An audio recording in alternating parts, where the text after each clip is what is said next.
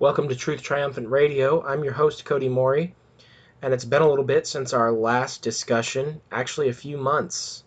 And the reason for that is a lot of people have contacted me asking me when the podcast was going to continue again, and I apologize. There has been an emergency for many of you. Many of you do know, but some of you don't. I'm actually not a full-time minister. I have a separate job. I work in construction, and we had an emergency at work, obviously a pretty large emergency because it took up about 3 months of my life. And trying to find the good work family balance, time balance there, which is so critical, was very tough during that time. But the Lord saw me through, and there was some stressful points, but the Lord in the end vindicated the work, and the work has now come to. It's not completely done yet because you still have inspections and things going on. For those of you in construction, you know exactly what I'm talking about, especially when you're on a big job.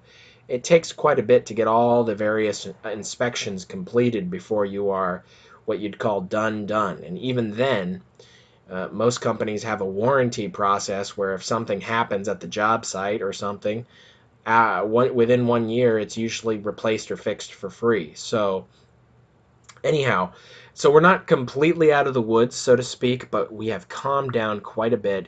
I've learned a lot at my job and grown a lot as a person in these very, very harsh 3 months. At least for me, they were harsh. And I praise the Lord for getting me through it, but I'm back. And as long as there's nothing else going on, I'm not going to stop putting these podcasts up. I know people really like them. I know people really appreciate them. And judging by the emails and comments and things like that I've received from many of you, I knew that I had to get back to this as soon as I possibly could, and I did. So I appreciate all the emails and all the wonderful things that you've said and encouraging me, praying for me, and everything with all the stuff going on. And today I wanted to jump right into a very hot topic recently because Pastor Bill Hughes has been going uh, going very, I would say, tough on the General Conference in the last few months, especially. Now, he's done that over the years. He's had, apostasy and Adventism and things like that. But he's really turned up the heat here in the last few years. And I think the reason why is because there's a deafening silence out there. There's a deafening silence out there for people that will just speak up and talk about the obvious, blatant problems that are going on in the church. I mean, we are far beyond what we would even consider apostasy now. It's just blatant, in your face, high-handed, false doctrine and sin that is going on in the General Conference and in the Seventh-day Adventist body at large. And some of us are in the conference, some of us are in self-supporting ministries, and we watch these things and we sigh and cry for the abominations that be done in the land. But few of us, especially what I would call the rock stars of Adventism, and you know who they are, there's a deafening silence on trumpet blasters.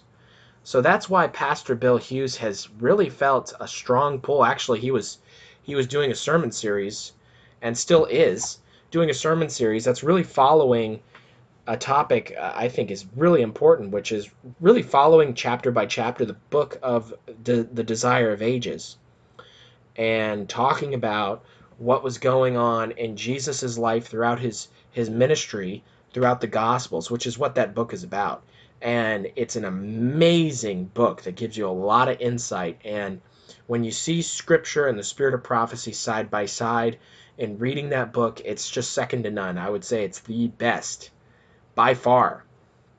I can't even think of another book like it besides the Bible Gospels themselves.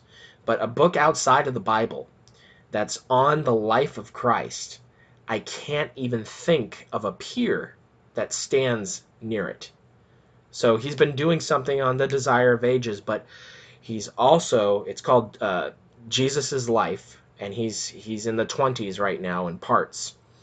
And he's been doing that for some time, but he's seeing these ecumenical charters being passed. He's seeing these false doctrines being percolated throughout the Seventh-day Adventist body, and you're hearing almost nothing from the laity, and you're hearing absolutely nothing from the people you should be hearing things from on these things. So that's why Pastor Bill Hughes and others who are out there who are sounding forth the trumpet, and I will mention a few of their names here. Andy Roman of Advent Messenger, he is sounding forth the trumpet. Arnie Suntag is sounding forth the trumpet and bravely talking about the apostasies that are going on in the church. Not because any one of these men want to do damage to the church, but because they want revival and reformation. That's what we all want. We want revival and reformation. We want to wrest the grasp of the church from the devil and from his antichrist, which is where it seems to be right now. I mean, you have that infamous picture online of the interfaith director Ganoun Diop shaking hands with the papacy himself. I mean, how do you think God feels about that? And there's a lot of people out there, sometimes they feel uncomfortable with the message, and I can understand that. It's not a comfortable message. But what they do is they try to assassinate Pastor Bill Hughes' character, or my character, or Paul Prano's character, or Andy Roman's character I've heard be assassinated. I've actually also heard Arnie Suntag's character attempted to be assassinated in different ways, and just to defame these people. And you know what that tells you, folks? When someone has to infer somebody's motive on something, they're totally disregarding the actual subject matter at hand. The subject matter is whether this apostasy, whether this is going on or not, or whether, such and such is time setting, or whether or not this is a false doctrine, or is this is ecumenism. What's going on here? It's a total disregard. It's a decoy, a sidestep of the argument, right?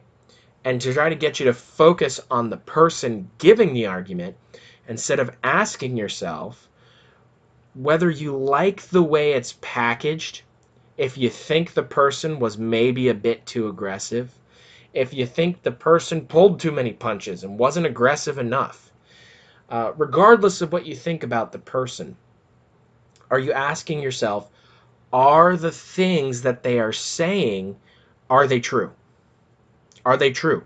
In other words, forget about the instrument that's being used and focus on what's actually being discussed. Forget the vessel, focus on the substance, right? So that's what you're seeing a lot of not happening.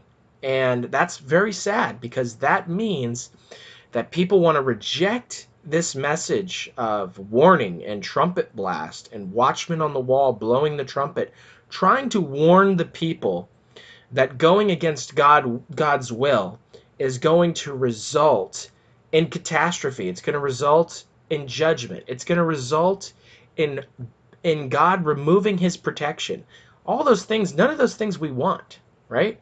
So when someone makes that argument, you can know for sure that that person has no argument, because if they had an argument, they would be able to pick apart the topic, the subject. They would be able to defend their side, right? But if they can't do that, the next thing that you do is you attack the character of the person.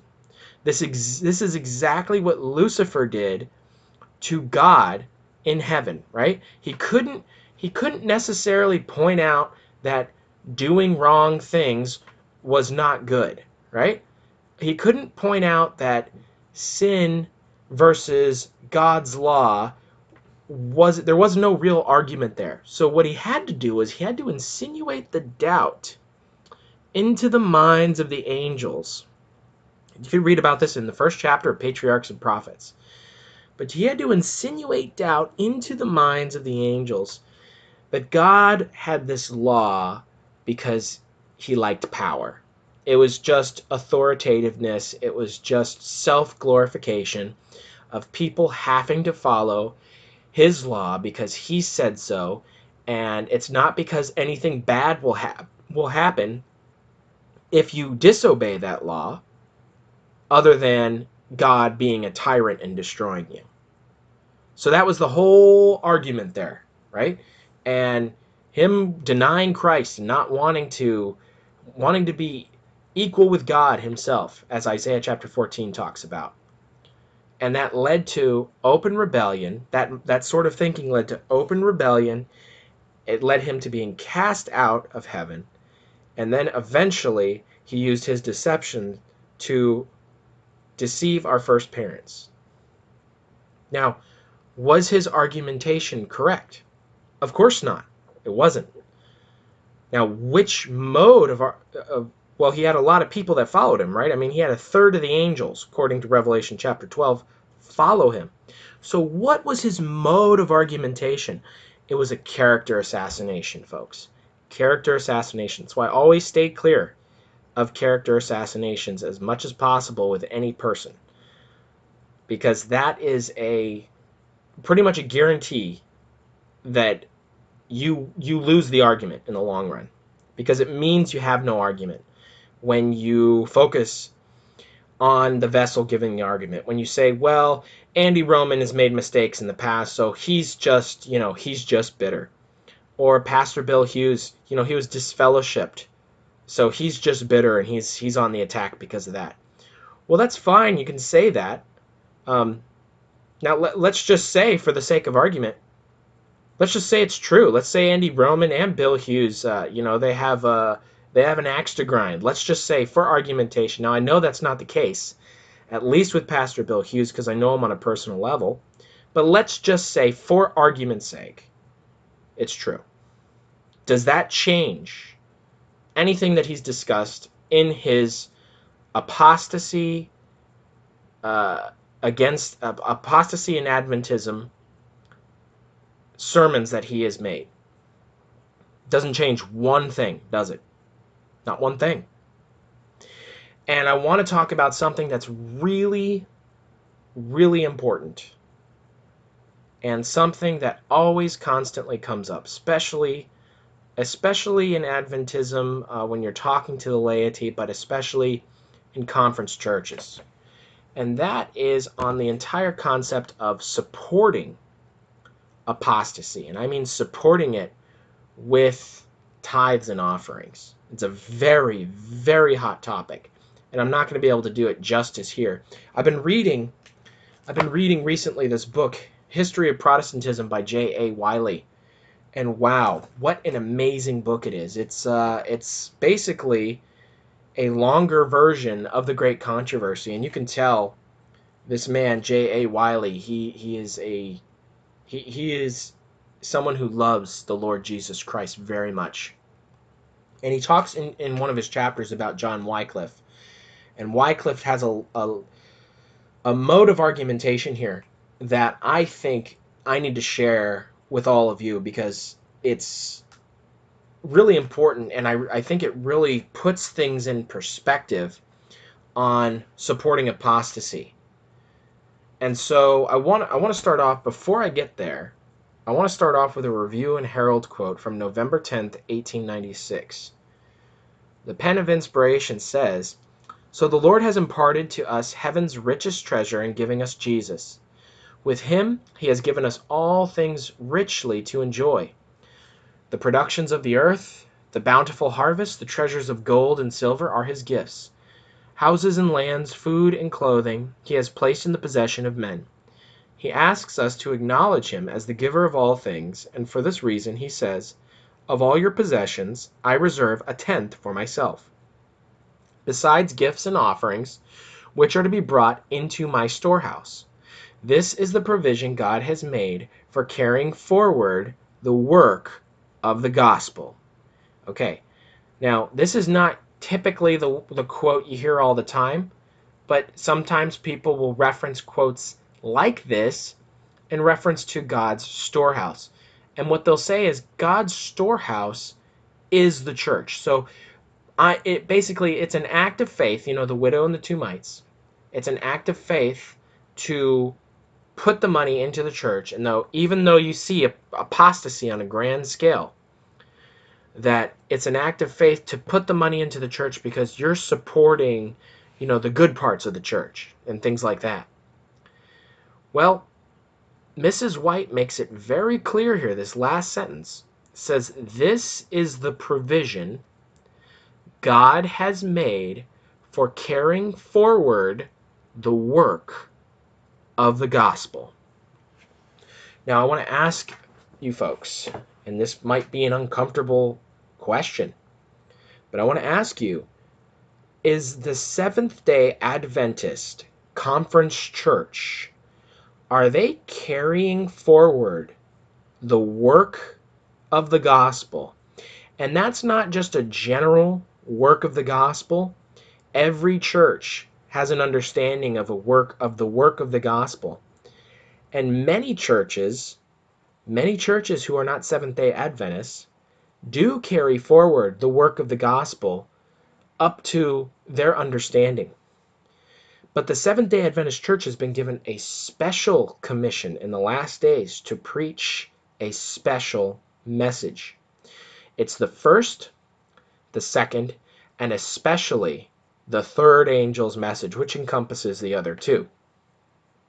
Now, I want to ask again, do you feel that the Seventh-day Adventist Church General Conference is carrying forward the work of the gospel, that is present truth, the third angel's message, commissioned as we were meant to carry it out? I think clearly the answer is no. Not when you're accepting $72 million from the government, which is a union of church and state at that point. Not when you are involved up to your eyeballs in ecumenism. Not when General Conference leaders are spending God's tithe money, which is supposed to carry the third angel's message to the world, when they're spending that money on luxury flights, hotels, and dinners to visit the papacy and to have interfaith dialogue with Christians. There's nothing about the Antichrist power, the beast power of Revelation that's Christian. The gospel work is not meant to be teaching spiritual formation to pastors in universities. And by the way, Ted Wilson voted that in. He was on the board that voted that in. If you're looking for that information, it's in the Handbook of Seventh-day Adventist Ministerial and Theological Education from 2001. Again, that's the Handbook of Seventh-day Adventist Ministerial and Theological Education. There, from 2001, if you go to page 37, you see that spiritual formation was part of the implemented training regimen for pastors. You find that on page 37 in the Handbook of Seventh-day Adventist Ministerial and Theological Education from 2001. Page 37, you see that spiritual formation was part of the implemented training regimen, again, for pastors. And if you go to page 57, which is in the appendix, so it's kind of hidden in a way, but it's Appendix B, page 57, you find that Ted Wilson's name is on the board that is responsible for the educational curriculum. In other words, Ted Wilson, who has preached against spiritual formation, has on the left hand preached against spiritual formation, and on the right hand implementing spiritual formation to be taught to the pastors in the universities. And if you want to see that information yourself, I highly shoot me an email. I have the PDF version of this, and again, page 37 and 57. You can see it for yourself. Shoot me an email. I'll send it to you. Or you can look it up online. Again, it's called the Handbook of Seventh-day Adventist Ministerial and Theological Education from 2001. So that's not carrying forward the work of the gospel. That's what God's storehouse was intended to be. This is why Mrs. White, even in her day, began to accept tithes. The Whites began to accept tithes from people because they didn't want to put it into the general conference because they felt like they were squandering it. And they wanted it to go to the work. At first she said no, but eventually she understood why they wanted to give it to her, and she did take those financial funds and she put them to herself, her and James, put it to the work of the gospel themselves. Would you say any one of those people didn't give into God's storehouse? Of course they did. They sidestepped the ones who were in apostasy at that time, which was the general conference in Mrs. White's day, and they went to the group that was actually doing the work, which was the Whites. And I want to read to you an argumentation given by John Wycliffe talking about the responsibilities of the clergy. Now, this argumentation he had against Rome, but the principles that are laid out in there are just phenomenal. And I really think each and every one of us needs to hear it for ourselves. This is what it says on page 100 on the History of Protestantism, and this is volume 1. My particular set of copies has 3 volumes. I've seen them in 4 volumes. So the page 100 might not necessarily be correct in every single one, but I want to be clear here so that you guys can find this information yourself. This is the History of Protestantism, and this is chapter 9, and it's called The Question of Church Property, or Wycliffe's Views on Church Property and Church Reform. So, page 100 in my book, this is what it says. From where flowed many corruptions of the church, the pride, the luxury, the indolence of the churchmen, manifestly from these enormous riches, sacred uses, so was it pleaded. The more the wealth increased, the less sacred the uses to which it was devoted, and the more flagrant the neglect of the duties which those who possessed it were appointed to discharge.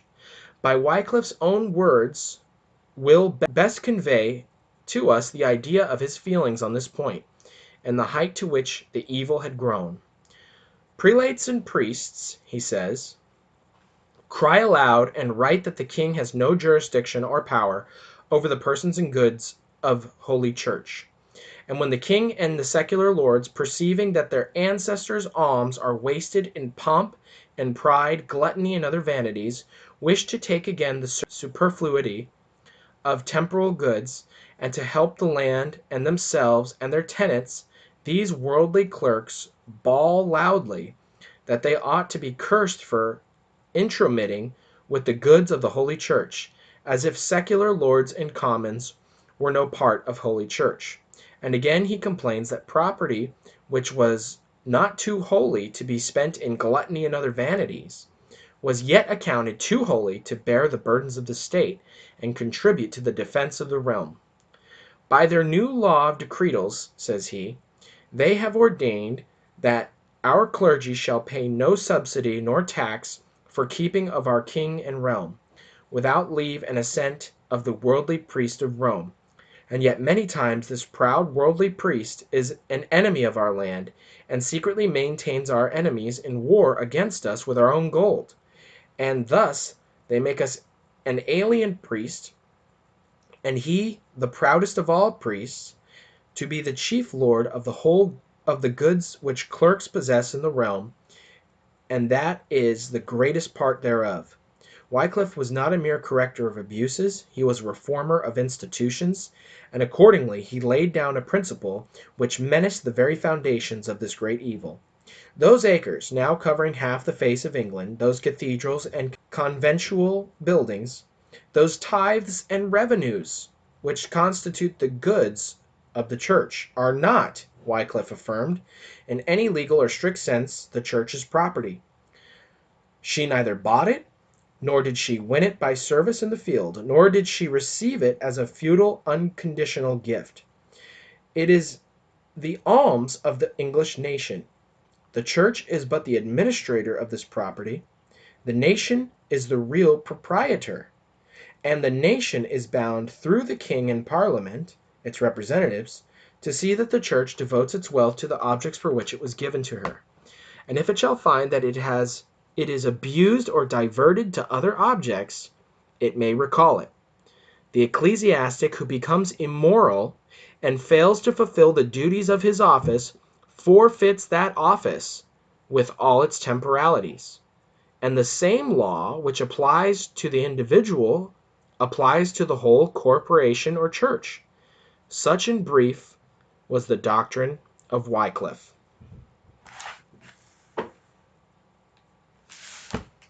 So, as you can see, now the argumentation there is between England, who had given much land to the church, and paying of tithes and different alms, property, etc., that they had given to the church. He was pointing out there that once a church betrays its trust, right? Once a church goes into apostasy or immorality, it no longer retains all the special privileges and authority that it once had.